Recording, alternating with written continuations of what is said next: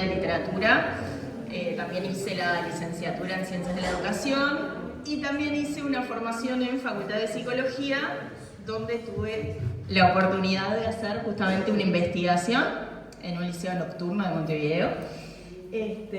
Y bueno, un poco la idea es compartirla muy sintéticamente hoy con ustedes.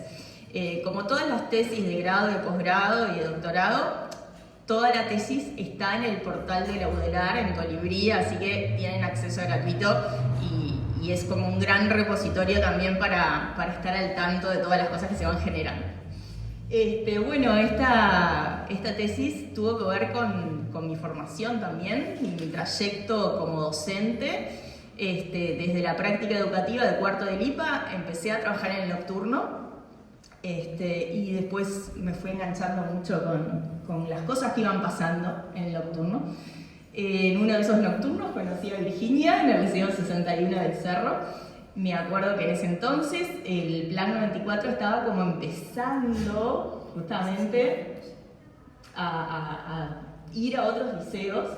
Entonces, bueno, se hacía un poco, como decían los compañeros hace un rato, la presentación del plan, el reglamento, ¿no? Y ahí entre idas y vueltas y entre salas docentes nos hicimos amigas. Y también Virginia siguió su vida académica, yo también, siempre encontrándonos y hablando sobre estas cosas. Así que bueno, me encanta estar haciendo esta ponencia hoy junto a ella, porque además fue tutora de tesis.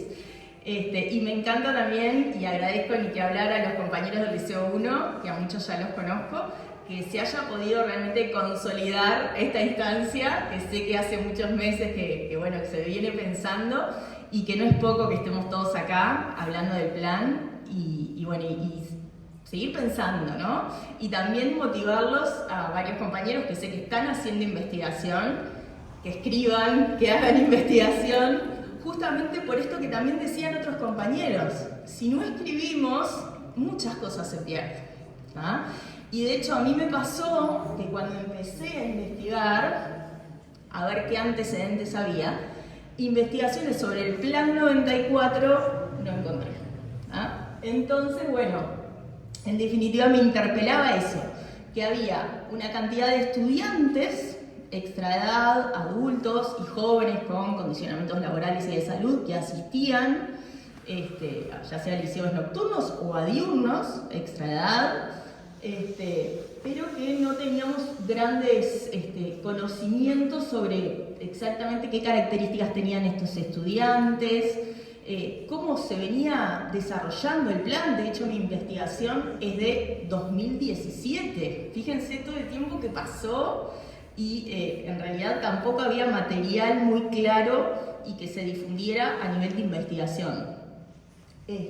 Otra cosa que también me pareció, bueno, interesante indagar era, bueno, los orígenes del plan, que si bien teníamos algunas ideas, después, viendo todo lo que era bibliografía que pude ir consiguiendo, bueno, me enteré de una cantidad de cosas que decían en la primera mesa y que es realmente enriquecedor ver cómo un plan se puede gestar desde múltiples voces y que no nos caiga desde arriba como a veces sucede, ¿no? Entonces, bueno, pasamos a la siguiente. Obviamente, como toda investigación, parte de muchas preguntas, ¿no? Esto que yo decía, bueno, ¿quién fue Marta? Que también lo han hablado. Después, en este caso, no aparece en mi investigación demasiado la presencia de Susana, porque yo creo, no recuerdo bien en qué año falleció, ayúdenme, pero bueno, ya no sé si estaba trabajando o estaba ahí como en las últimas instancias ya. Pero sí la presencia de Marta como referente. Después me interesaba mucho ver la voz y la percepción que tenían los estudiantes sobre el plan, qué les estaba pasando a ellos, por qué habían dejado de estudiar, que era un poco también lo que planteaban algunos compañeros recién del Liceo 11 y del grupo de Facultad de Psicología. ¿Qué estaba pasando? ¿Por qué retomar? ¿Cuáles eran sus expectativas? ¿Ah? Había en esta instancia, mi investigación se desarrolló en 2017-2018, había también una dicotomía entre lo que eran los cursos anuales, que ahora ya no existen, y los cursos semestrales, ¿no? Entonces, me acuerdo que en la sala se discutía mucho, bueno, qué es mejor, con qué continuar. Habían algunos números, algunas estadísticas que se llevaban en los liceos que daba cuenta que, bueno, que los planes semestrales tendían a cuidar más la permanencia de los estudiantes. En mi caso, en este liceo puntual, me centré en lo que es cuarto año y en realidad funcionaban las dos modalidades, anual y semestral, y los datos estadísticos me daban que sí, que los semestrales mantenían un poco más la permanencia de los estudiantes, pero en un 3% más, nada más, que los grupos anuales. Entonces no era demasiado grande la brecha. Sin embargo, en las entrevistas que hice, había un director que había llevado justamente un relevamiento por 3 años y él había determinado que en ese liceo particularmente había una brecha del 16%, que los semestrales lograban mantener más la asistencia, ¿no? Pero bueno, era como un debate que estaba ahí muy latente en ese momento.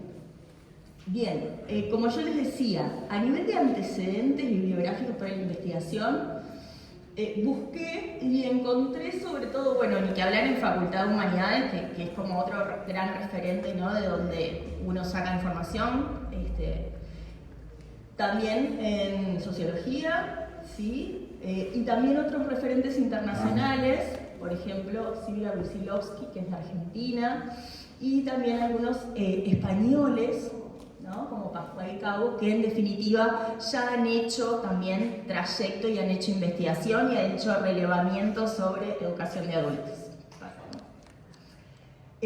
Bueno, sobre todo trabajé con ellos en relación a lo que es el concepto de inclusión educativa, ¿no?, a trayectorias educativas, que lo que es justamente educación de adultos es un punto clave, ¿no?, entre lo que es la diferencia entre la trayectoria teórica y las trayectorias reales que tienen nuestros estudiantes.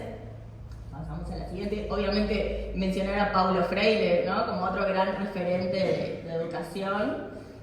Y estos son algunos de los conceptos clave que decidí tomar en mi marco teórico, ¿no? Currículum y plan de estudio, educación para adultos y extraedad, inclusión y educación democratizadora, que son conceptos que también se planteaban recién, ¿no? La educación como antidestino, este es un concepto que a mí me resulta particularmente sensible y lindo, que es de Violeta Núñez, que es una española, y que justamente plantea eso, ¿no? La educación, y más la educación de adultos, porque es una población especialmente vulnerable, por varios motivos, ofrece la posibilidad de otras oportunidades de hacer y de ser. Por eso ella define la educación de adultos como una educación también vinculada con el antidestino, ¿no? Ir en contra de lo predicho, quizás. Después, obviamente, también la idea de alternativa pedagógica, sin lugar a dudas que el Plan 94 se gesta como una alternativa pedagógica, el concepto de actor social y estudiar un poco, bueno, cuáles fueron y cuáles son los diferentes actores que están ahí involucrados en este tejido que es la educación. Y, como decía recién, también la idea de las trayectorias educativas y sobre todo la diferencia entre la teórica y la real. Y bueno, y una de las cosas que emergieron de la investigación es, por ejemplo, las connotaciones que tiene el término extraedad, que para los docentes es como un término muy común, muy utilizado, que es como una característica de nuestra población justamente vinculada al Plan 94. Sin embargo, desde lo que son las políticas educativas, muchas veces la extraedad tiene una connotación negativa, ¿no? Es algo no deseado. Y por otra parte, desde los propios estudiantes, es un término que no se usa, ¿sí? Ellos no se perciben extraedad, ellos se perciben adultos. Como decíamos recién hace un rato, obviamente que al Plan 94 no solamente van adultos, porque van algunos jóvenes con ciertos condicionamientos, pero en líneas generales, y por lo menos los entrevistados, decían sentirse siempre adultos y deseaban, verbalizaron ser tratados como tales, ¿no? Que eso también me pareció muy interesante para cambiar un poco algunas percepciones que tenemos, ¿no?, en los docentes, por lo menos. Pasamos a la siguiente. Bueno, acá lo que recién explicaba, ¿no? Esas diferentes connotaciones que surgieron de la investigación. Pasamos.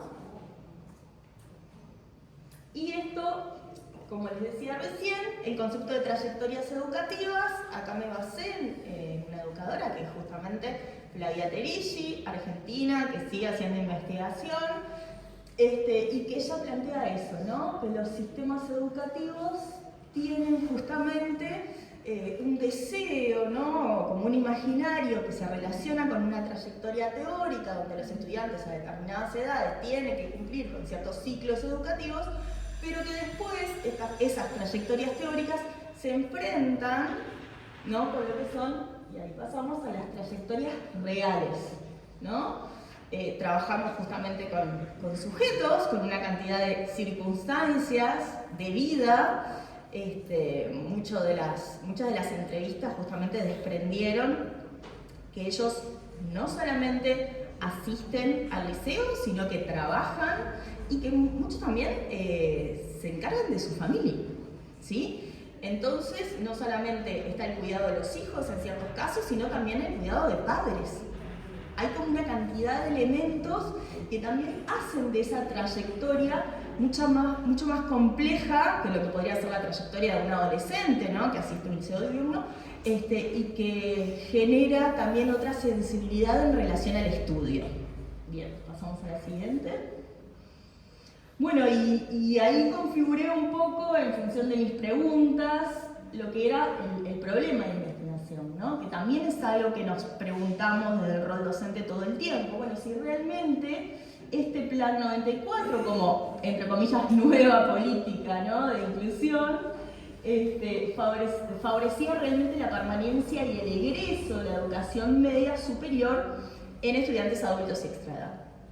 Y bueno, hay un poco mirado desde lo que es una perspectiva etnográfica, me basé en lo que es la observación participante, es decir, iba al liceo, tomaba notas, entraba a alguna de las clases, obviamente con los permisos correspondientes, e hice entrevistas sobre todo a estudiantes, pero también a parte del equipo de dirección, adscripción y algunos informantes calificados.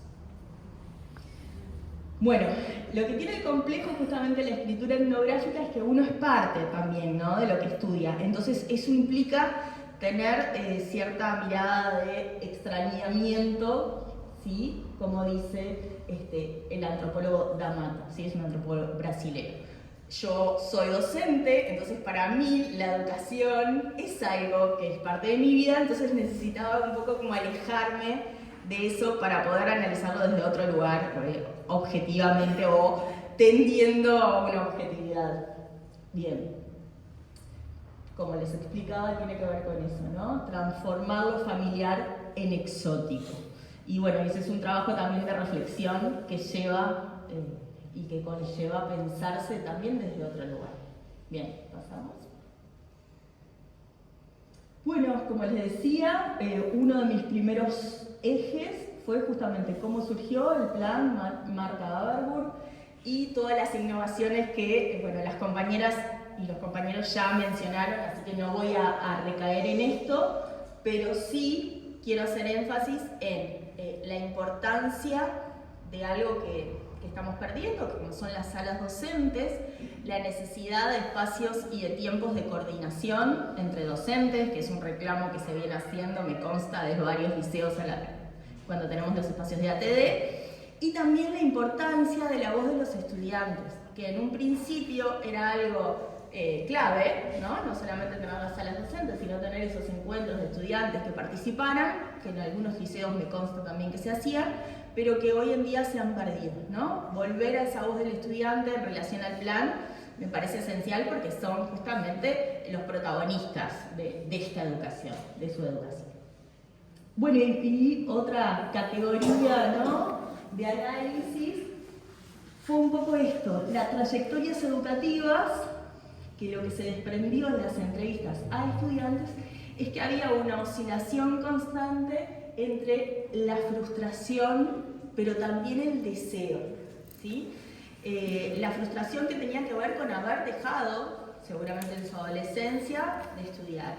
las cosas que surgieron en estas entrevistas en algunos casos fue por bullying, ¿sí?, de sus compañeros, alguno de ellos dijo que dejaba, otros casos fue por la necesidad de trabajar, ¿no? De trabajar y a edades muy tempranas, ¿no? Una estudiante manifiesta que a los 8 años tuvo que salir a trabajar para ayudar a su familia, otra a los 11 años.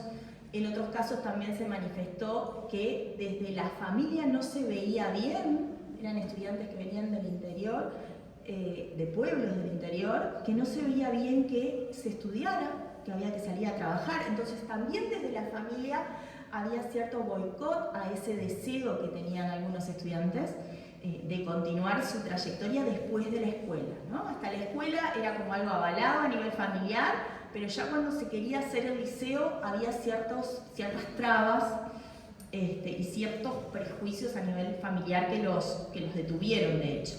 Pero a estas personas, y por algo estaban, ¿no?, haciendo su trayectoria y retomando, les había quedado eso pendiente. Tenían el deseo de seguir. Y más allá de todo eso, se reinscriben y encontraron un lugar en esos grupos del Plan 24.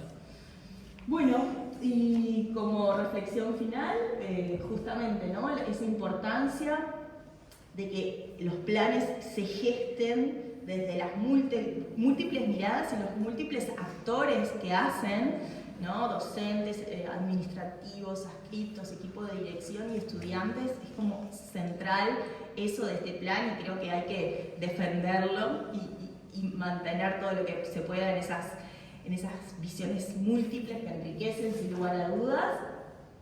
Y bueno, contemplar un poco también las trayectorias educativas que son mixtas muchas veces, porque si bien no hicieron liceo, a veces fueron a la UTU o tuvieron otro tipo de educación no formal, por ejemplo, que también enriquece.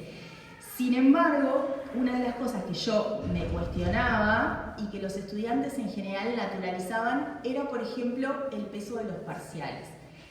En esta época, 2017-2018, todavía estaba la prueba sumativa y el parcial. Ahora ya la prueba sumativa no está más, están las dos instancias de parcial, pero sí es cierto que siguen teniendo mucho peso en lo que es el pasaje, ¿no?, del curso. Para ellos, el ser evaluados es algo absolutamente naturalizado, ¿no? Quizás nosotros, desde el rol docente, sí lo cuestionamos esto más, lo de la evaluación escrita, bueno, qué tipo de evaluación queremos hacer. Para ellos es natural, lo que no implica que lo tomen con calma. Al contrario, varios estudiantes manifestaban que les daba miedo las instancias de evaluación. Incluso uno cuenta un sueño que tuvo una pesadilla vinculado con esa instancia de evaluación. Entonces me parece que ahí es algo para seguir pensando y seguir trabajando, cómo podemos hacer de una evaluación algo realmente que enriquezca y que no genere esos niveles de estrés, ¿no? Porque en definitiva seguramente lo podamos lograr. Así que bueno, nada, valorar eso, valorar la idea del aprendizaje como una posibilidad de generar cambios en la vida, y en esos cambios es que se va también construyendo la investigación que está haciendo Virginia ahora, porque justamente tiene que ver con esa continuidad educativa, ¿no? ¿Cuántos de estos estudiantes siguen a nivel terciario? Y seguramente, y muy gratamente, a muchos de nosotros nos pasa que nos enteramos que algún estudiante del Plan 94 justamente egresa de facultad o egresa del IPA y bueno, llena el alma también eso, ¿no? Así que bueno, muchas gracias.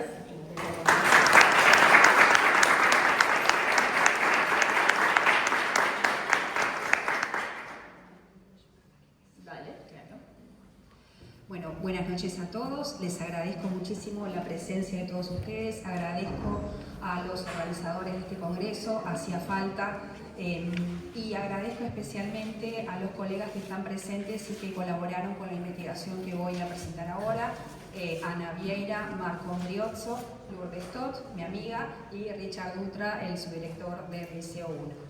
El proyecto que yo voy a presentar ahora está en curso todavía, es una investigación que fue seleccionada por el Consejo de Formación y Educación para hacer uso del año sabático, ¿sí?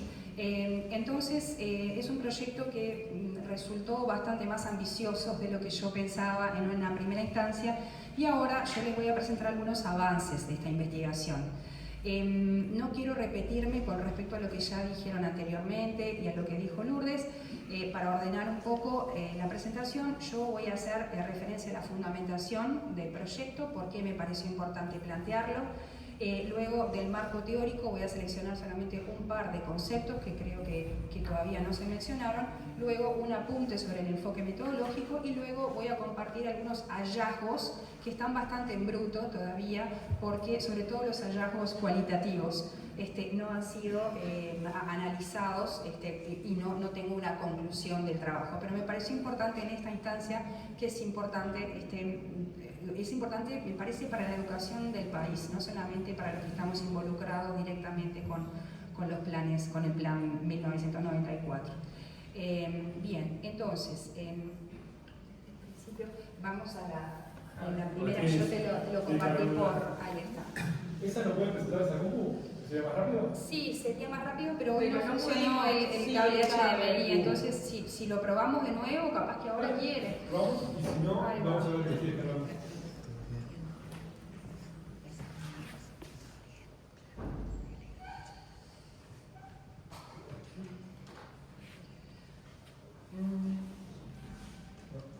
¿Está el puente? Sí, sí, qué bueno. Cualquier cosa, que ya la dejé allá. Perfecto. Este es el título que le puse al proyecto: Educación para adultos y formación docente, diálogos por debajo del radar. ¿Sí? ¿Por qué este título? Porque, bueno, estando en los dos ámbitos educativos, estando muchos años en el nocturno, este es mi año número 27 en la NEP, en secundaria, en formación docente, y de los 27 años yo creo que gran parte de esos años fue trabajando en los liceos nocturnos.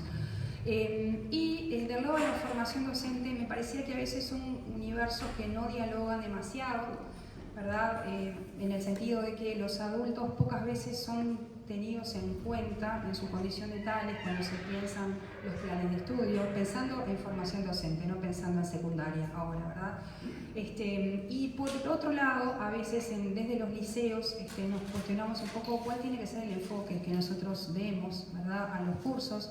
Tiene que ser un enfoque terminal para que esta población egrese y pueda progresar laboralmente, o tiene que ser un enfoque propedéutico que les dé herramientas para continuar estudiando. Entonces, esas son las preguntas que guían esta investigación, sobre todo porque me pasaba lo mismo que dijo el compañero de psicología que habló antes, que muchos de los estudiantes que ellos recibían en la facultad son egresados de liceo nocturno. A mí también en el IPA me pasaba de encontrarme con ex alumnos del nocturno, y que cuando eran estudiantes a veces planteaban: ¿por qué nos exigís tanto si yo, total, no voy a seguir estudiando? Y después resulta que el propio conocimiento les daba, por suerte, las ganas de profundizar y de seguir adelante conociendo más. Bien, entonces, un poco de contexto actual, porque ¿cuál es el contexto de este proyecto? Bueno, como todos saben, en el 2024 el plan cumplió 30 años. Del 2021 al 2024 hubo un periodo de transformaciones en todos los niveles de la educación obligatoria y también en la formación en educación. Sin embargo, no hubo anuncios ni definiciones con respecto al plan 94. Como ya varios de ustedes mencionaron, la educación de adultos y el plan goza de una bajísima visibilidad a nivel de la sociedad y también a nivel de las autoridades educativas. Tenemos los cambios que hubo en el REPAG, que ya mencionó Ana hoy, pero sobre todo son relativos a la evaluación y evidenciaron la voluntad de consolidar una propuesta de educación media, sobre todo con un perfil terminal. Esto incluso lo declararon las autoridades en el momento que hicieron los cambios. El objetivo es que egresen. Para eso los hacían, ¿verdad? Bien, entonces, a partir de la ley 18.437, esto ya se mencionó, es que la educación a lo largo de toda la vida es que cobra un estatus normativo específico, ¿verdad? Ahí se subraya la importancia de la continuidad educativa, la diversidad y la inclusión, y también lo que mencionaba Lourdes, considerar los intereses y las expectativas de los educandos sobre las propuestas educativas, algo que está en el espíritu de este plan, pero que últimamente no está pudiendo concretarse, por lo menos como quisiéramos. Bien, el Plan 94 goza de buena salud en cuanto a los estudiantes que eligen afiliarse a él, ¿sí? Entonces, la baja visibilidad que la educación de adultos tiene en la agenda pública contrasta con una tendencia expansiva de la población adulta o de jóvenes en los centros educativos, tanto en el nivel medio como en el terciario. En los últimos 20 años, si consideramos sobre todo a partir del 2008, que es cuando comienza el monitoreo educativo, liceal, de secundaria, a sistematizar un poco más la información, podemos observar un aumento sostenido de la cantidad de liceos que incorporan en su oferta el Plan 94, normalmente en el nocturno. Estos datos son del monitoreo educativo del 2025. 111.277 estudiantes están inscritos en algún plan de educación media superior, de los cuales en el Plan 94 está el 32,82%, ¿sí? Entonces, entre el 2008 y el 2025 la matrícula del Plan 94 se multiplicó por 7, mientras que en el mismo periodo la matrícula de los planes Reformulación 2006 y EMS actualmente prácticamente se mantuvo estancada y tuvo una caída bastante abrupta a partir de 2023. Fíjense, esto es tomado del monitoreo educativo, esta es la curva de crecimiento, digamos, la curva de la trayectoria de la matrícula del Plan 94 entre el 2008 y el 2025, y esta es la curva de la educación media superior para adolescentes y jóvenes, ¿verdad? Bien. Entonces podemos decir que el Plan 94 está prácticamente en su pico máximo de estudiantado en este año, ¿verdad? Bien, entonces, lo que decía al principio, existe una tensión constante entre las expectativas de los actores institucionales acerca de cuál tiene que ser el perfil de egreso de estos estudiantes, adultos y jóvenes extrahogar, que refieren a los fines de la educación secundaria y cómo se han modificado estos fines a lo largo del tiempo. La educación secundaria debe tener un carácter propedéutico o terminal. Los planes de educación secundaria para adultos deben ser académicamente exigentes o deben cumplir el fin primordial del egreso del nivel. Mirando ahora la formación docente, ¿qué sucede? En los distintos planes de estudio, la educación de adultos ha tenido nula o escasa consideración como objeto de estudio o como campo de desarrollo de las prácticas preprofesionales. En mi investigación realizo entrevistas a los profesores de didáctica de varias especialidades y una de las preguntas que les hago es, ¿sus estudiantes pueden realizar la práctica en los liceos nocturnos, en el Plan 94? Bien, entonces están muy divididas las salas, ¿verdad? Bueno, ustedes me dicen que no, es verdad, muchos docentes me han dicho que no, otros me han dicho que sí y me han manifestado cuáles son los beneficios para ellos de realizar la práctica en el Plan 94. Por eso me parece importante poner un poco de evidencia, ¿no? En estas cuestiones, porque a veces de lo contrario queda en los estudiantes, pensando ahora en los estudiantes de formación docente, quedan a veces de rehenes de decisiones que, está bien, el docente tiene la libertad de plantear su curso y sus orientaciones, ¿verdad? Pero esto es así porque está avalado científicamente, porque está recogido en alguna normativa o porque existe un consenso generalizado de que no se puede realizar la práctica del nocturno, o es más bien un prejuicio o es más bien un desconocimiento. Una de las preguntas que yo les hago a los docentes es si conocen el Plan 94, a los docentes del IPA, y hay un gran porcentaje que no lo conoce, que admite que no lo conoce. Bien, la cátedra UNESCO de la educación de población de jóvenes y adultos de la Facultad de Humanidades lo dice, ¿verdad? En el país no existe una especialización para el trabajo educativo con personas jóvenes y adultas, y aportar a la formación permanente de los actores constituye una necesidad ante un vacío importante. Bien, el censo del CFE de 2014 relevó que 1/3 de las mujeres y 1/4 de los varones declara tener hijos. El 80% de los estudiantes del IPA declara tener una actividad laboral, de los cuales el 32% más de 40 horas semanales. El informe de la matrícula del CFE de 2025 arroja que 26 años es la edad promedio de los nuevos ingresos al IPA. Y solo el 50% que ingresa con nulo o escaso rezago de educación media. Y el 26,1% del estudiantado tiene más de 30 años.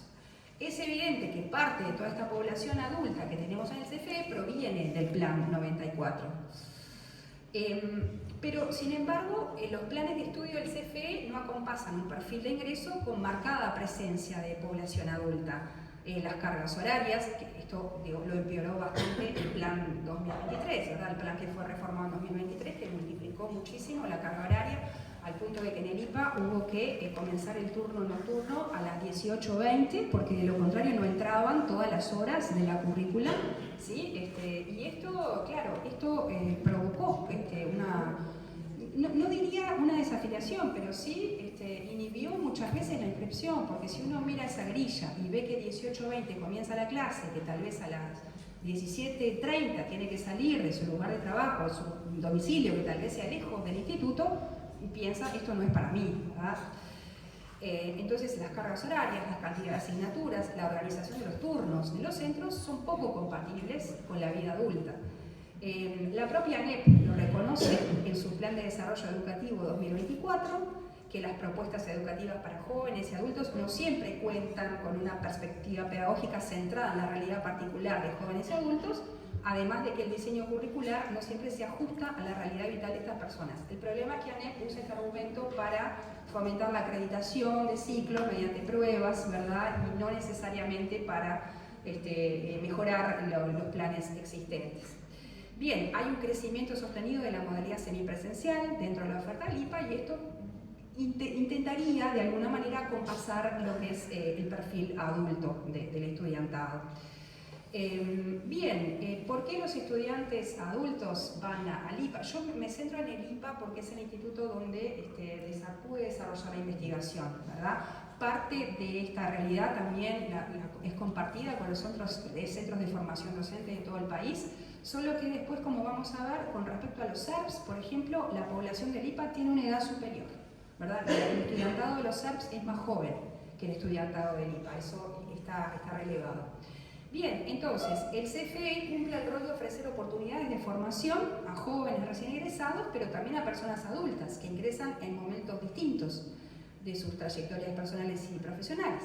Dentro de los antecedentes de investigación que encontré, está el de mi amiga Lourdes, por supuesto, y está la de Analí Baraybar, que es una profesora de UNCEP, que ella releva que hay una mayor edad de quienes ingresan al IPA con respecto a quienes lo hacen en los CERPs.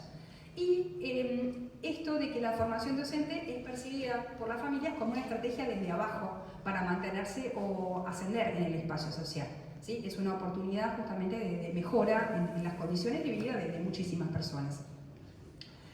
Bien, entonces, ahora vamos a la investigación en sí. ¿Cuál es el problema de investigación? La transición entre el Plan 94 y el ingreso al IPA. El objetivo general es establecer la representación de egresados del Plan 94 dentro del estudiantado del IPA, con el fin de aportar insumos para la toma de decisiones de índole pedagógica, curricular y de política educativa. Y después, como objetivos específicos, recolectar evidencia empírica acerca de la representación, la persistencia, que es algo que se nombró recién, y el avance a las trayectorias educativas de los egresados del Plan 94 en la población estudiantil del IPA en las cohortes 2021-2023, que son las que yo pude estudiar por la disponibilidad documental y por el tiempo a disposición, ¿verdad? Sería interesantísimo poder proyectar un estudio como este a otros años, ¿verdad? Poder continuarlo, poder extenderlo también a otros centros de formación docente. Bien, otro de los objetivos era relevar la pertinencia y el impacto de la formación recibida en el bachillerato del Plan 94 en las trayectorias educativas del IPA, desde la autopercepción de los estudiantes y la percepción de los docentes, y identificar el lugar de la educación de adultos en jóvenes extraedad en las concepciones y propuestas de la formación docente inicial. Bien, estas son las preguntas de la investigación. ¿Cuál es la representación de los egresados del bachillerato Plan 94 en el estudiantado del IPA? Si la formación adquirida en el bachillerato es adecuada para lograr una trayectoria curricular exitosa en las carreras de profesorado. Si la orientación general del plan debe ser la de culminar la educación formal o bien debe ser propedéutica, estudios de nivel terciario. Y si la política educativa para la formación de docentes debe tener en cuenta las características de la población estudiantil adulta y extraedad en la toma de decisiones académicas, curriculares y pedagógicas. Bien, el marco teórico lo voy a pasar rápidamente, pues ya me pusieron. Entonces, básicamente el marco teórico novedoso con respecto a lo que ya se planteó acá son las transiciones educativas que operan en el plano funcional, académico y social y generan distintos, resultados inmediatos, con diferentes niveles de riesgo en cuanto a la afiliación y desafiliación del sistema educativo formal. Y luego la persistencia, ¿sí? Que es otra de las cuestiones que estudio en mi investigación. La persistencia está definida como la inscripción al siguiente año en el mismo nivel al que accedieron los estudiantes.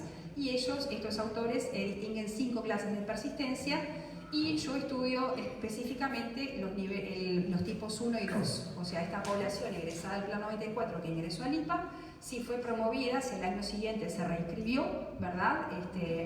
Al año correspondiente, o si repitió el mismo año. A su vez, si en el año actual, en el 2025, esa población sigue estudiando en el IPA, ¿sí? Bien, el enfoque metodológico es mixto, con la integración de datos cualitativos y cuantitativos. La estrategia es secuencial. La primera etapa fue de recopilación y análisis de datos cuantitativos, y luego en una segunda etapa se recopilan datos cualitativos que ayudan a explicar y ampliar esos resultados cuantitativos. Bien, se trabajó con una muestra de estudiantes, que justamente la ventana de observación es esta. Todos los ingresos que hubo en el IPA entre 2021 y 2023, tratando de identificar dentro de esos ingresos a la población procedente del Plan 94. Lo que encontré fue un escenario de mínima, porque fue muy difícil identificarlos. ¿Por qué? Porque el sistema de gestión estudiantil, que es lo que está informatizado, no recoge esta información. No recoge la información de qué plan viene el estudiante. Lo único que recoge es si el estudiante viene de una institución pública o una institución privada. Entonces, físicamente tuve que abrir cada legajo. Ahora les voy a mostrar todos los que analicé para ver qué fórmula 69 presentaban los estudiantes o qué documento de ingreso presentaban para inscribirse, y muchas veces, si bien yo sospechaba que eso venía de un Plan 94, no había nada que lo indicara, ¿verdad? A veces yo lo sabía porque conocía a la persona, conocía al secretario que había firmado eso, pero no tenía ningún sello, nada que dijera esto es el liceo nocturno o esto es el Plan 94, y eso es una limitante, porque esa es información valiosa que le puede servir a la formación docente, ¿sí? Que no le estamos pidiendo al estudiante y que no costaría nada incorporarla, por ejemplo, en el sistema de gestión estudiantil para saber cuáles son los antecedentes. Bien. Entonces, en la segunda etapa, la cualitativa, se construyó una submuestra a partir de las respuestas a una encuesta que se les envió a toda esa población, identificaban los legajos, y a partir de las respuestas se identificaron casos a los que realizarles una entrevista semiestructurada con base en la voluntad manifestada en las respuestas de la encuesta, ¿sí? Luego también se construyó una muestra docente con la misma metodología. Se envió una encuesta a todo el universo de docentes que se desempeñan en el IPA actualmente, y con base en las respuestas, siempre en forma voluntaria, se seleccionaron algunos casos para poder entrevistar. Bien, estos eran los criterios de selección de los casos: la voluntad de ser entrevistado, manifestada en la encuesta, trayectoria en el CFE mayor a 10 años, conocimiento del Plan 94, por eso una de las preguntas era si lo conocían, y en el caso de los docentes de didáctica se les aplicó una entrevista diferenciada. Bien, comparto con ustedes algunos de los hallazgos cuantitativos. Bien, en el trienio fueron relevados 4.869 legajos, de los cuales 634, insisto, en ese escenario de mínima, porque si yo no tenía la seguridad de que ese estudiante venía del Plan 94, no lo incluía, pero probablemente hay muchos más de los que yo especifico acá. Es decir, el 13,02% de este estudiantado provenía del Plan 94. Bien, ahí tienen las especialidades, quedó más o menos, quedó bien. La especialidad más elegida fue matemática, luego historia, tenemos filosofía también con mucho alumnado del Plan 94, español, que digo, esto llama un poco la atención porque español normalmente es una asignatura que como no la tienen desde el segundo o tercero liceo, no es demasiado elegida. Entonces la verdad me sorprende que los estudiantes del Plan 94 elijan español, son muy bienvenidos, se necesitan docentes de español. Bien, literatura, también otra de las más elegidas, y luego las demás. Bien, como muchos estudios señalan, está muy feminizada la población docente, hay más mujeres que hombres estudiando en el IPA que en el Plan 94. Luego, la edad promedio al ingreso de esta población fue 36 años al ingreso. Bien, luego, la persistencia. El 48% se reinscribió el año siguiente. Y esto no es muy diferente de lo que es la realidad del estudiantado general del IPA, sin discriminar planes, sin discriminar edad. Más o menos ese es el porcentaje de reinscripción que tiene el IPA. Bien, en 2025 el 32% de esta población sigue estudiando.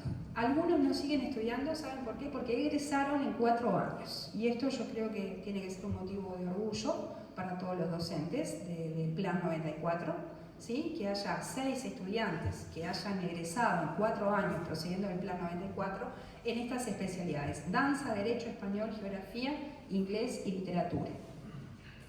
Bien, la encuesta estudiantil tuvo 55 respuestas.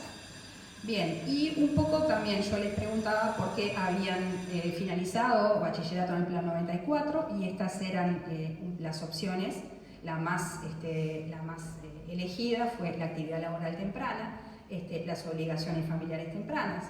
Desinterés en las propuestas para jóvenes, esto también llama bastante la atención. Falta de apoyo familiar, como decía Lourdes, para seguir estudiando, etc. Bien, y acá son algunos testimonios que tal vez por el tiempo los voy a pasar. El tema, importante esto, subrayo la primera: solo cursé el primer año en el matutino, pero debido a que sufría bullying decidí hacer otras actividades saliendo del sistema educacional por 4 años. Muchos estudiantes vienen al nocturno porque encuentran un mejor ambiente. Eso ya está estudiado, hay otras investigaciones también que lo avalan. Bien, la mayoría egresa de la opción derecho, también como sucede en el diurno, como sucedía en el diurno cuando estaba el Plan 76, seguido por medicina. Bien, ¿por qué se inscribieron en el IPA? Entonces, la opción más elegida fue el interés por la actividad docente independientemente de la asignatura, el 60%. Y luego el interés por una asignatura que cursó un bachillerato, el 40%. Ellos podían elegir más de una, ¿verdad? El total de esto no da 100%, porque muchas veces los motivos son múltiples por lo que uno quiere emprender la carrera, ¿sí? Bien, ¿cuánto tiempo transcurrió entre su finalización del bachillerato y su inscripción al IPA? Menos de un año, el 61,8% terminó el Plan 94, fue y se inscribió en el IPA, y el 32,7%, o sea, entre estos dos sumados son la inmensa mayoría, casi la totalidad de estudiantes que inmediatamente se inscribieron en la carrera, ¿sí? Entonces, esto da cuenta de justamente la voluntad de continuar los estudios, más allá de que después puedan hacerlo o no. Bien, la mayoría se inscribió para cursar la modalidad presencial. Actualmente trabajan en forma remunerada, el 83,6%. Actualmente cursan otros estudios, muchos sí. El 36,4% dice que ya no cursa el IPA, pero cursa otra carrera terciaria. Lo paso un poco rápido porque sé que el compañero me va a matar o estoy tomando demasiado tiempo. ¿Por qué no cursan más el IPA? Bien, incompatibilidad de la cursada con obligaciones laborales, incompatibilidad de la cursada con obligaciones familiares, distancia entre el hogar y el instituto, dificultades económicas, el nivel de los cursos le resultó demasiado elevado, 5 estudiantes manifestaron esto, la propuesta académica no le interesó, la organización del instituto, hay 6 personas que hacen referencia a esto, la organización del instituto, como motivo de la desvinculación o desafiliación. Bien, esta es una pregunta clave, me parece, en relación a la formación académica que usted adquirió en el bachillerato del Plan 94. ¿Considera que es adecuada o es insuficiente? El 67,3% considera que es adecuada, ¿sí? Solo el 32%, que no digo que sea un porcentaje desdeñable, pero es realmente la minoría que dice que es insuficiente para emprender una carrera terciaria. Bien, si usted pudiera proponer cambios al Plan 94, eso fue de las preguntas que yo les hacía, ¿cuáles serían? Bien, las referencias son a la semestralización. La semestralización es objeto de elogio y de crítica. Creo que ahí hay que investigar muchísimo más, ¿verdad? Las evaluaciones, como hacía referencia Lourdes, el nivel de exigencia, la relación con el mercado de trabajo y estudios terciarios, la posibilidad del cursado virtual, lo reivindican algunos, y la incorporación de otras áreas más específicas como talleres de escritura, informática, inglés y economía. Bien, si usted pudiera proponer cambios a la carrera de profesorado, ¿cuáles serían? Esta es otra de las preguntas.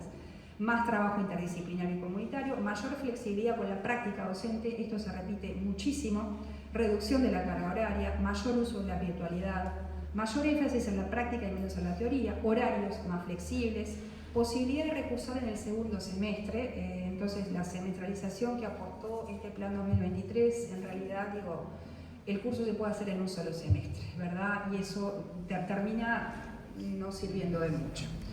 Bien, la forma de gobierno, varios hacían referencia a la forma de gobierno y, bueno, a la mejora edilicia que calefacción, puse entre comillas, que es lo que todos que hemos pasado por ahí hemos padecido. Bien, algunas opiniones destacadas, tal vez las paso algunos hallazgos de la encuesta docente. La formación previa de sus estudiantes del IPA es información relevante para usted, el 92% dice que sí, solo el 8% dice que no. ¿Consulta usted a sus estudiantes acerca de los planes o los centros educativos en los que cursaron la educación media superior? El 62%, acá ya baja bastante el porcentaje, ¿no? del que es importante, pero les consulta, les pregunta, bien, entonces solo el 62%. Bien, en los cursos que usted dicta en el IPA, ¿identifica entre sus estudiantes a los egresados del plan de bachillerato para adultos? En un liceo nocturno, bien, 50 y 50.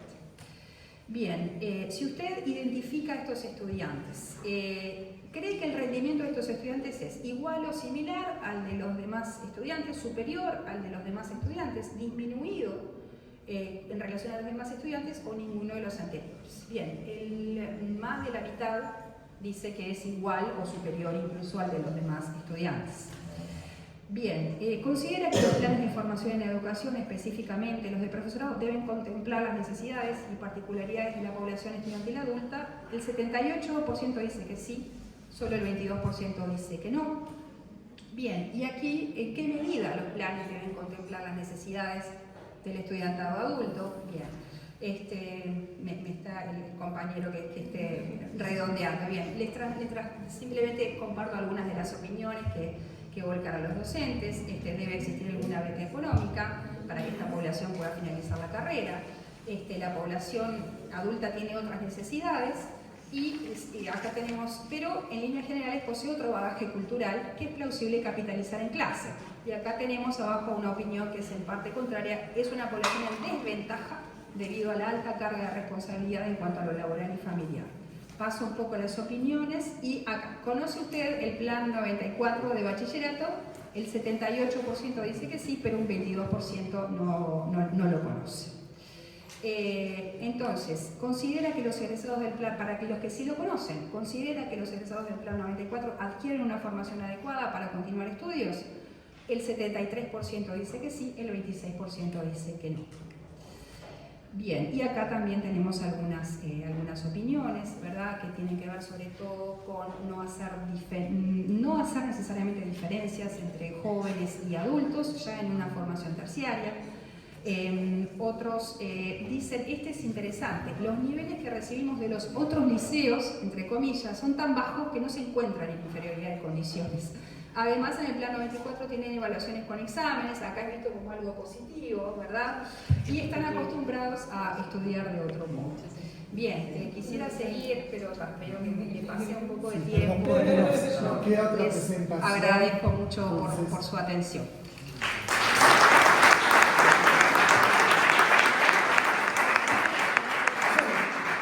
Quizás porque nos queda la presentación de un docente que estaba por acá, Gabriel, ¿no? Allá, ahí está. Hacemos un pequeño intercambio de la presentación que hicieron los compañeros del Liceo 11, de Lelar, y Lourdes y Virginia, porque me estaba grabando, Virginia. ¿Tenemos algún intercambio, alguna pregunta? Cualquier tiempo lo conseguimos.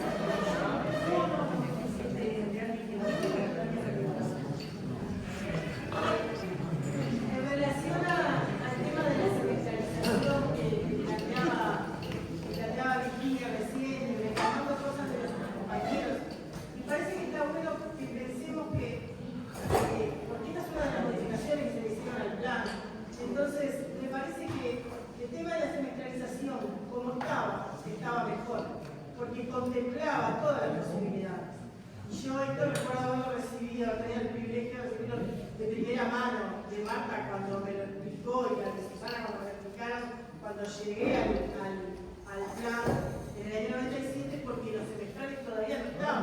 hubo que pelear para tener los estudiantes. Entonces, el argumento era todas las funciones para todos los estudiantes. Entonces, para el que tiene las 7 materias o para el que tiene una, para el que tiene la posibilidad de repente, y lo uno con la situación que tenemos mucho más ahora, que son los temas de atención, de ritmo de los estudiantes, que realmente tenemos tanto tema con eso. Entonces, hay gente para la que es insostenible semestral. Entonces, cuando pensamos en números, a mí lo que me vino a la cabeza fue, bueno, pero ¿quiénes llenan esos números? ¿No? Porque si pensamos en los números de un semestral, pero si están llenados por el que necesita un anual, claramente que el resultado no va a ser bueno. Entonces, la pluralidad que tenía el plan en sus orígenes en relación a este aspecto, como en relación a las modalidades presencial y semipresencial, para el tipo que podía venir y para el tipo que no, y después el libre asistido como tercera categoría, cubría todo el espectro, y eso lo hacía inclusor, lo hacía democrático, lo hacía para todos. Entonces, realmente, estas modificaciones, sin argumento, porque nunca escuchamos un argumento desde lo pedagógico, alguien que nos diera un fundamento de decir esto se cambió porque, y realmente a mí no se me ocurre otra explicación que no sean criterios económicos o desconocimiento, porque nunca nos plantearon otra cosa, hacen a la situación y hacen de manera de peso, me parece, a la situación, ¿no? Realmente teníamos más opciones y más opciones en más gente y dejamos de nada. Entonces me parece que está bueno rescatar, pensar en reclamar estos espacios argumentándolos de este tipo de trabajo, ¿no? De decir, miren, miramos esto.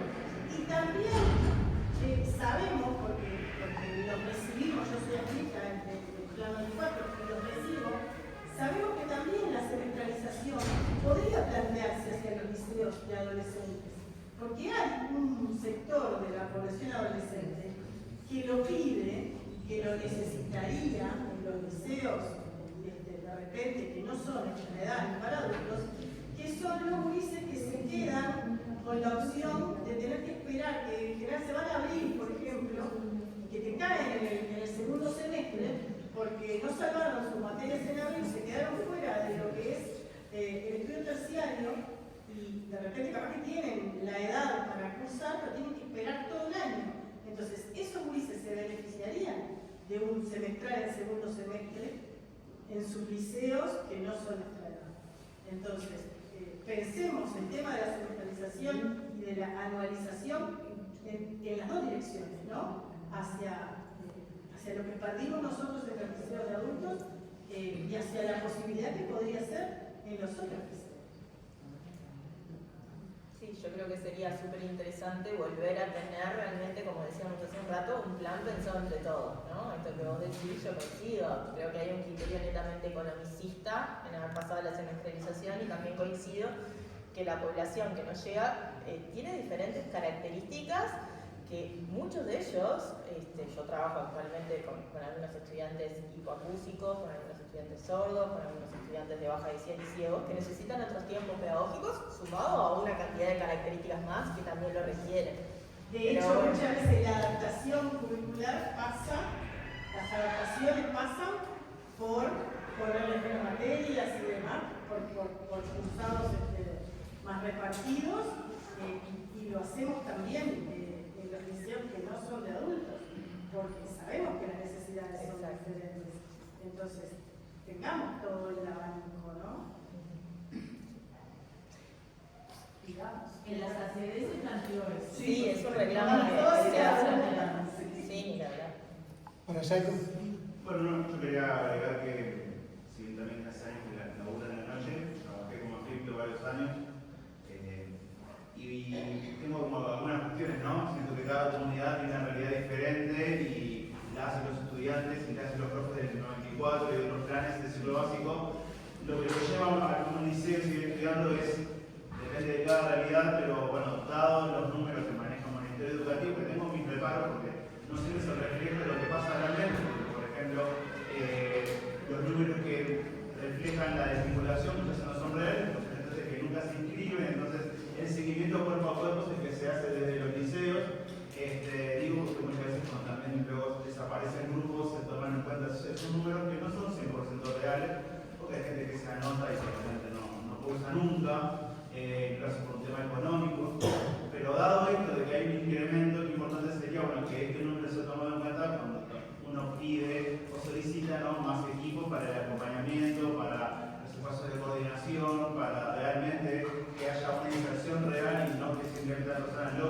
grado como del terciario, ¿tá? Gracias al esfuerzo de profes que están haciendo de psicólogos, de POP, dedicándoles horas para generar un trabajo de calidad, ¿no?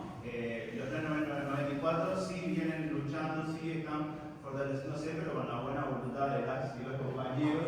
Bueno, ojalá que estos números lleguen y se visibilicen para que tengamos recursos y que realmente sea una educación de calidad, mirado desde un abordaje interseccional, ¿no? Pensando en personas con situación de discapacidad, pensando en personas que quizás tienen menores a cargo, personas que trabajan en la informalidad, que muchos liceos les abren las puertas porque no tienen aportes a BPS, y bueno, hay que dejar de fuera un montón de gurises y gurisas que trabajan como cuidadoras, principalmente las mujeres, ¿no? Que terminan siendo cuidadoras de hermanos, padres, hijos, en fin, nada, celebra la instancia y gracias por el apoyo. Ana, creo que Sí, algo muy breve. Bueno, comparto lo que dice el último compañero, que sin duda toda esa vulnerabilidad que no se está atendiendo y que también incide en la trayectoria, sin duda, ¿no? Un poco las dos presentaciones me parecieron súper interesantes en los datos y en los números que reflejan. Y en cuanto a la semestralidad, pensando un poco en voz alta, lo que escuché años estando en la TD, las autoridades, hay como un preconcepto de, primero, de que se van a quedar más sin semestral, que es un poco, pero es solo en un liceo, en contraste que sí. Sí, ¿no? pero no casi ínfimo, Sí. no era un porcentaje tampoco relevante. Uno lo ve desde arriba. ¿Qué decían las autoridades en determinado momento cuando empiezan a extenderse los semestrales? Hay un criterio en parte economicista, me parece que sí, pero hay una fantasía también. Como la condición cumplida pasa a ser, el semestral es más fácil y van a terminar. Y esa lógica es perversa. Porque si yo parto de la base que un semestral es más fácil y estoy acostando y quitando la anualidad, lo que estoy tendiendo es a bajar la calidad de quienes egresan, ¿no? Otra cosa, esto Virginia lo sabe sin duda. Plan 94, semestrales empezaron en el 2004, CCD aún no puede aprender a hacer mirar en espejo. No puede mirar a otro sistema. Todavía estamos peleando por estar espejo en las semestrales. Eso fue lo que yo pensé desde el comienzo, cómo si secundaria pudo con la semestralización, con los horarios de la semestralización, formación docente, está empantanada y no puede crear grupos en espejo, ¿verdad? Para que el estudiante, si tuvo que dejar el primer semestre o no le fue bien o lo que sea, pueda reinscribirse en el segundo semestre. Exacto, y bueno, es algo insalvable. Ese es uno de los motivos por los que no se permite la práctica, porque genera un desfasaje en el curso de didáctica con el curso semestral. Entonces, a veces se generaba, nosotros cuando se empezó a plantear en el Damaso nocturno, como el primero que teníamos los semestrales, y se planteó la práctica, lo que había era un acuerdo de que el estudiante cursaba todo el año.